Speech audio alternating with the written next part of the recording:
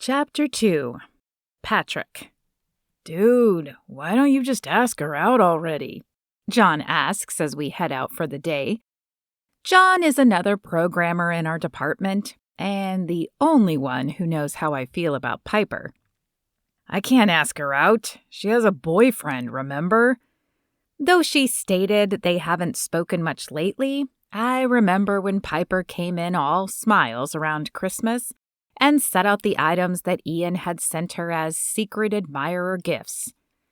"Yeah, but you heard her. She hasn't heard from him in a week." I nod. That had been a shock to me and made my blood boil, but it wasn't my place to say anything. Piper was an amazing woman, and I couldn't believe this guy was practically ghosting her. "So this is a perfect time for you to swoop in and lift her up. She's already down because of the promotion. Couple that with the boyfriend issues, and it's a recipe for encouragement from the right person." "I can't do that." I shake my head. "It wouldn't be right. Plus, I would be the rebound guy, and you know how those work out." John shrugs. "All I'm saying is don't wait too long, or the opportunity might pass you by. Again." He is right about that, but Piper isn't like most women. In fact, Piper is like no woman I've ever met. She's the valedictorian and the girl next door rolled up into one adorable package, and I don't think she has a clue, which only makes her more attractive. I've dated my fair share of attractive women, but most of them knew they were attractive, and within weeks it began to show in ugly ways. One girl wouldn't let me take her out if I showed up, and she thought I looked better than she did. One girl was so obsessed with checking herself out that she would fake selfies just to see herself. But the worst one was my ex-wife, Karen. She kept her ugliness hidden until we were married. In fact, it only came out after we had Amelia, when people began commenting on how cute our daughter was instead of how cute she was. Karen decided she couldn't handle sharing the limelight and bailed on us. So for me, a girl who's attractive but doesn't know it or doesn't care is refreshing. I wave goodbye to John and head for the daycare that watches Amelia while I'm at work. Next year, she'll be starting kindergarten, and I am so not ready for that. The extra income when I can stop paying for daycare will be nice, but starting school means she's growing up, and I still see her as my baby girl. The parking lot is mostly empty, a reminder that I'm usually one of the last parents to pick up. I hate that I have to put her in daycare so long, but until I get a different job, it's the only option I have.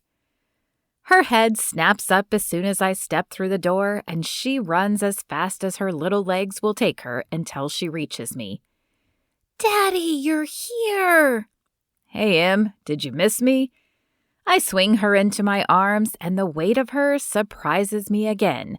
She's getting heavy, and though I try to hit the gym on a regular basis, I know I won't be able to do this much longer.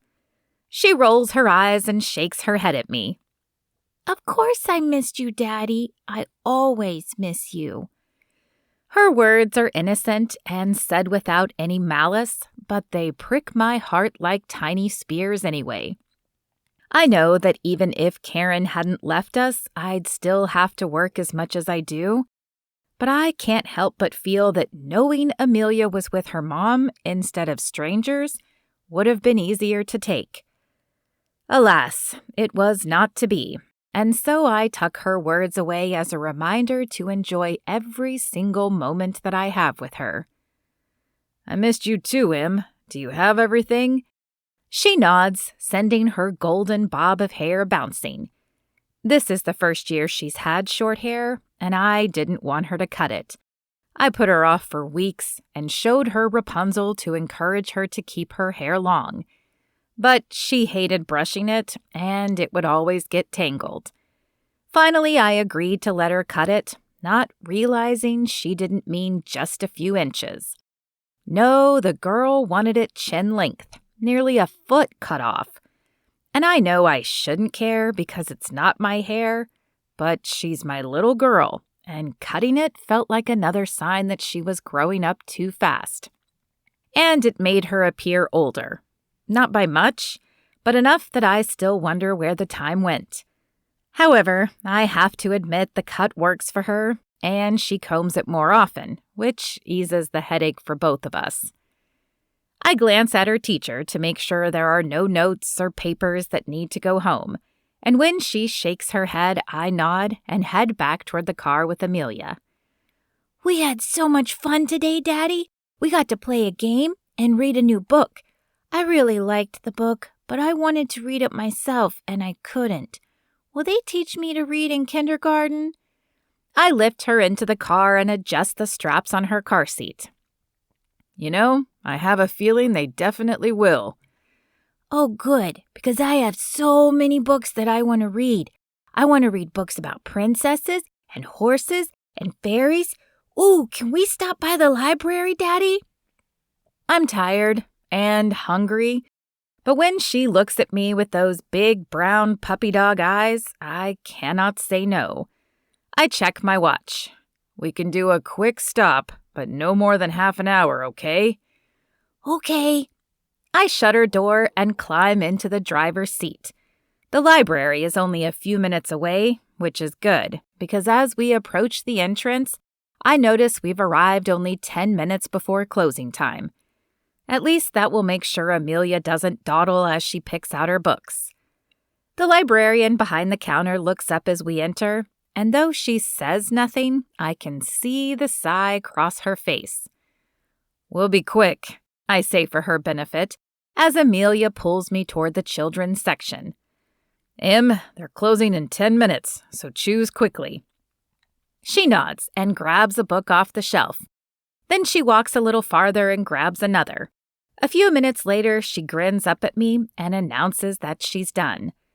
I take her stack of books to the automatic checkout, scan them in, and then we're walking out the door with a minute to spare.